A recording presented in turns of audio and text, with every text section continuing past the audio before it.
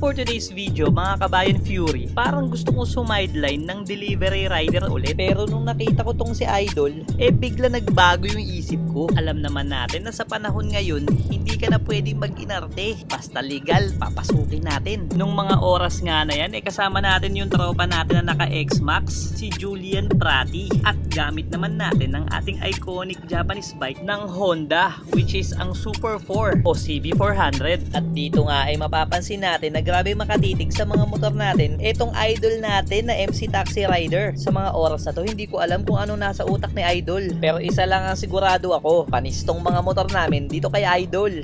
Ang ganda nga ng mga motor namin, pero wala naman kaming mga OBR. At dito nga ay napansin ko na nakatingin talaga sa akin itong Idol natin. Kaya binati ko na din siya. Pero syempre, hindi ko tinitingnan yung angkas niya. Hindi tayo titingin sa iba. Loyal tayo Charot. Pero parang gusto ko na din mag-MC Taxi Rider. Ano sa tingin nyo maganda? Comment nyo sa baba.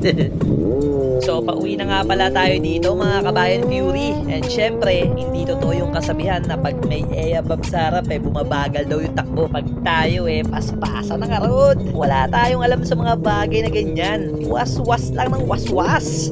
Charot. Kung papipiliin tayo ng babae na motor o ako, motor pipiliin natin. Charot. So, yun. Hanggang dito lang. Kung umabot ka hanggang dito mga kabayan Fury, isa kang tunay na alamat. Mabuhay ka hanggang gusto mo. See you until our next vlog mga kabayan Fury. Alright, let's go!